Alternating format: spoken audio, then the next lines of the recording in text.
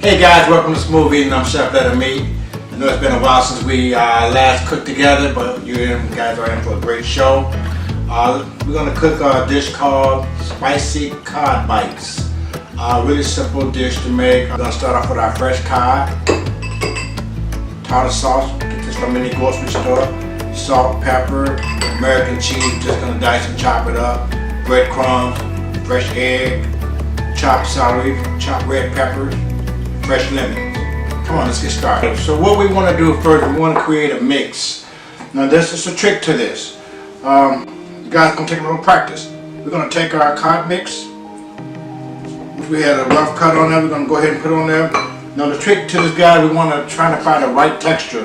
And the way you know that you found the right texture is that you don't have too much water in there.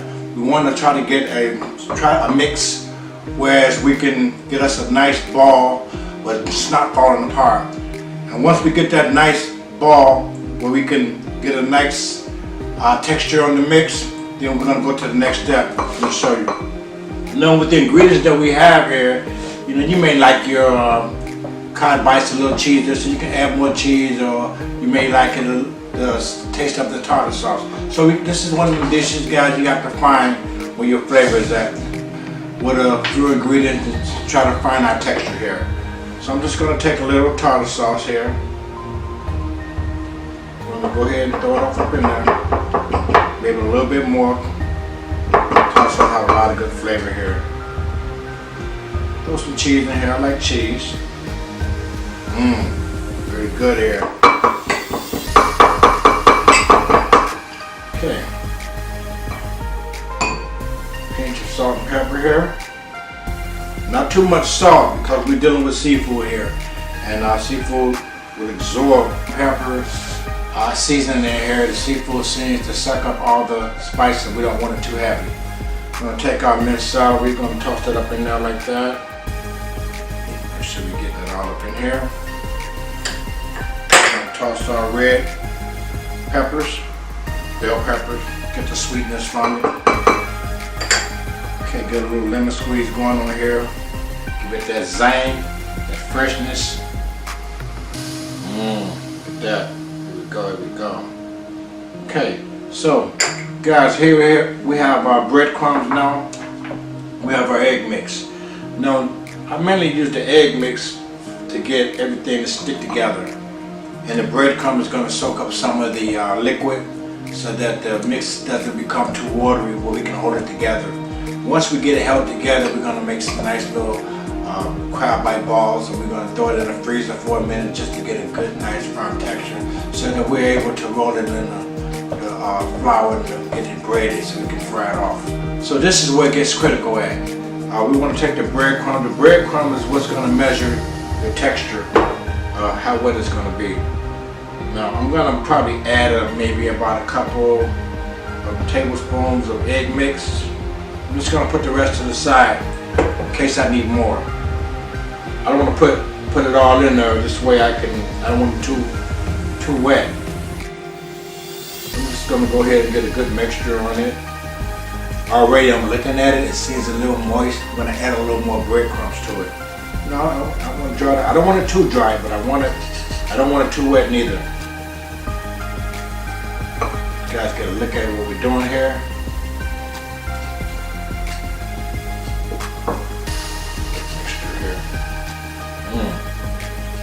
I really want to tell this is going to be a really great mix. So, got some colors in here. I want you guys to get a good look at what this mix looks like. Guys, we're looking for a rough chop, roughly like this, so that we can have it the way it can stick together, where it's not too wet, not too dry. This is a really good texture right here. We can work with this here. Once we get the balls formed, we're going to throw it in the freezer like I said earlier, and we're just going to get it nice and firm so that we can manage it. Okay guys, let's start forming our balls here. I'm going to slide this over a little.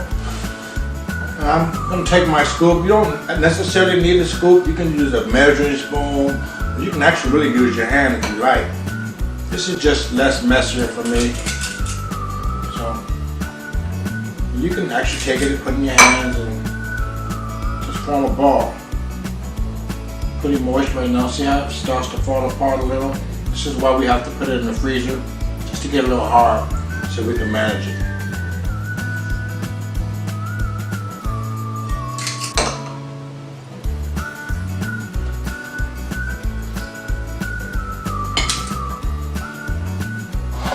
Alright guys, let the breading procedure begin. This is the end result of what we did earlier. I just took them out the freezer. They've been in the freezer for maybe about 30 minutes or so. So we're going to just play with these a little. We're going to take this here. We're going to dip this here, get it all nice and coated with the flour and everything. Then we're going to take it, we're going to dip it in our egg mix. Well, let's get a little bit more flour in there. Okay, this is sort of going to be like a paste. It's going to act like a paste here. We're going to dip it in the egg mix over here. Let's get up on it. Then we're going to dip it in our flour. And we're going to coat it with the breadcrumbs. Get a nice good coating on it. It doesn't have to be heavy. Let's get a nice little coating on it. And we're going to sit it here.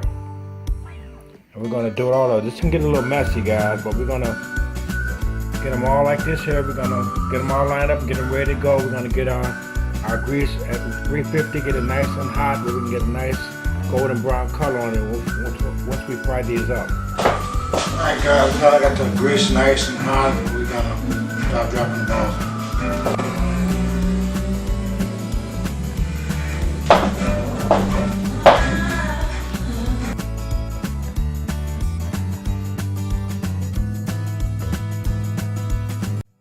Alright guys, so we have our cod bites exactly how we want them. Nice breading going on over here.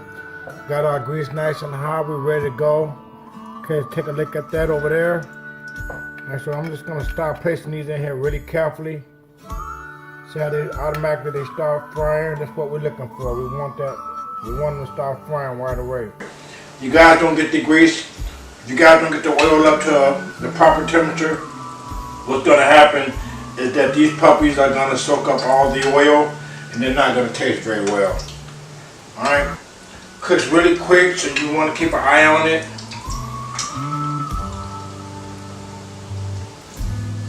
If you guys don't get the mixture right on here, they will explode in the oil. This is how you know if it's too wet. If it's too wet, they will not hold up. Alright guys, we're coming to the final cooking procedure of this dish. Nice golden brown, nice color. This is what we're looking for here. See the nice golden brown color. Right. I'm going to start pulling these out of here so they can drain on paper towel.